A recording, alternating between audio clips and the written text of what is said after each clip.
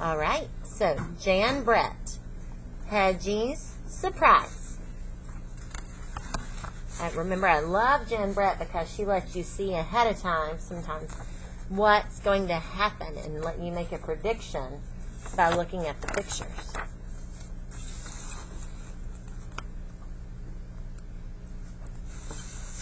Once there was a speckled hen who laid an egg every day, only to have it taken by a little tomten every morning.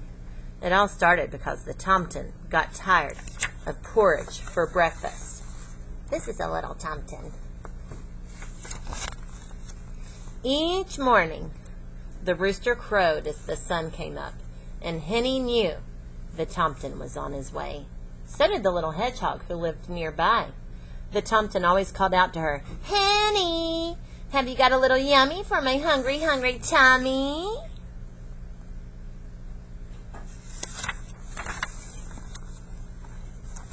There she is. You can see Hedgie with the flower pot. The tomten climbed into the hen house, took Henry's warm, smooth egg, and ran off to cook it in his little kettle, sprinkle it with salt, and gobble it down. Then he fell fast asleep in the hayloft until evening.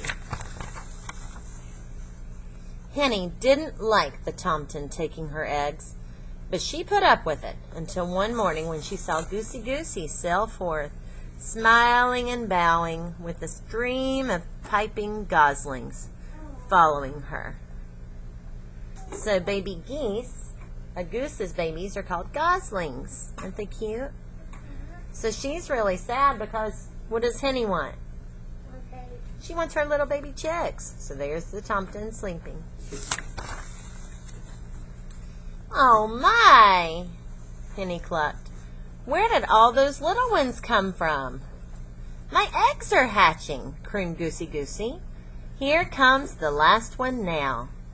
From that moment on, Henny wanted a brood of peeping chicks of her own. But how could she stop the tomten from taking her eggs? So she's got to figure out a way to get the tomten to stop taking her eggs and eating them. The next morning, when the tomten poked his head in, Henny tried. She clucked loudly and pecked. She flew at him, but nothing stopped that hungry tomten from taking her egg again.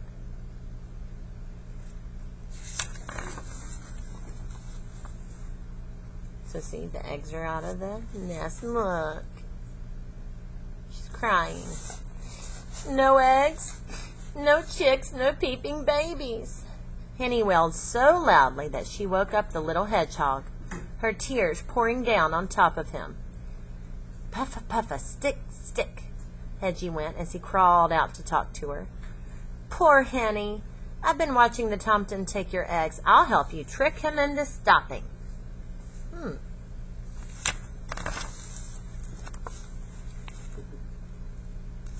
There's little Hedgie with an acorn. Remember, he's nocturnal, so get up at night. The next morning, when the rooster crowed, there was the tomten. "Henny, have you got a little yummy for my nearly empty tummy?" Henny and Hedgie were ready. The tomten reached for an egg and pulled out an acorn. Said the tomten. "What's this?" And off he went to try it. The acorn was tasty, but it didn't fill him up, and he awoke in the middle of the afternoon grumpy. Look at him waking up, grumpy.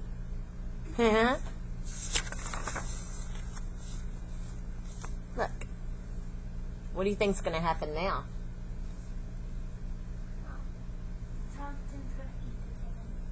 The chicken? I don't know. Look, what's Hedgie bringing the tomten this time? Strawberry. So let's see. The next time the tomten arrived looking for an egg, he found a bright red strawberry. It looked bigger than the acorn, so he ran off to cook it. The strawberry was jammy and sweet, but it only filled up the tomten a little more than the acorn had. And he woke up early. You think he was happy to wake up early? Oh, but he's grumpy.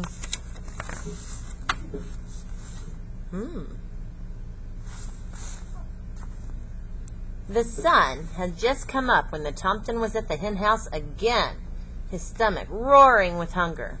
Pushing Henny aside, he grabbed for an egg, only to find a delicious-smelling mushroom.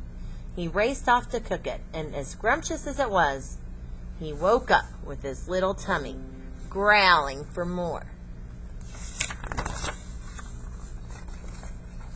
Interesting. Cock-a-doodle! The Tomten rushed in even before the rooster finished crowing. Henny, have you got something for my hollow tummy? What do you think he means by saying hollow tummy? What do you think, Sadie? It means Hungry, because what does hollow mean? If a tree is hollow, does it have anything in the inside? No, it's empty, right? So a hollow tummy is an empty tummy, right? This time he found a smooth, round potato, even bigger than an egg.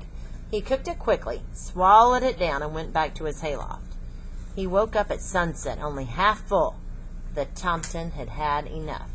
Henny, he shouted, tomorrow I want an egg for breakfast and nothing else. If I don't find one, I'll eat you up instead. Ellie was right. Oh, dear. So I think Hedgie is whispering a secret to Henny. Henny was scared. The Tomten had been tricked by an acorn, a strawberry, a mushroom, and a potato. How could they fool him again? Don't worry, Henny, Hedgie told her. Now it's time for my surprise, and he whispered in her ear. All night, Henny waited on her nest and Hedgie on his. As soon as it began to get light, Hedgie gently covered his nest with the straw and got ready for the surprise. Henny and Hedgie could hear the Tomten's stomach rumbling like thunder a mile away. He burst into the hen house, pushed Henny aside, and grabbed. What do you think happened? Look what he said. What's OW? Ow! He howled. Ow! Ow! Puffa, puffa, stick, stick, he had clutched Hedgie, all closed up in a tight round ball of needle-sharp prickles.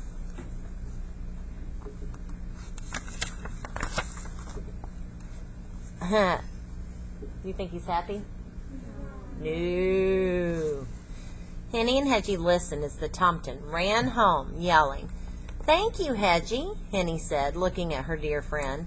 I'm sure that Tomten won't be back here again for breakfast. But what I can't figure out is, where have you been hiding my eggs?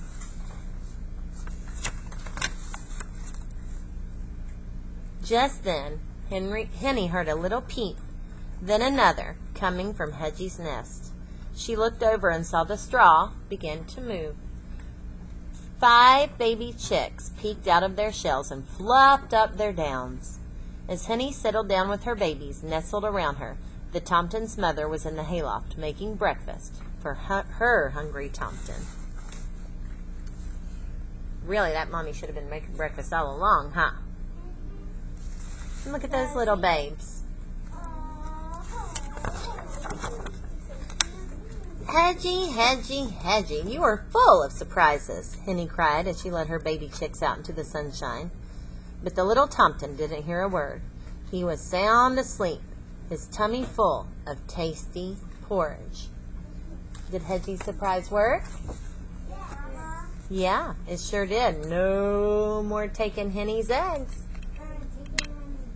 I hope you enjoyed that story.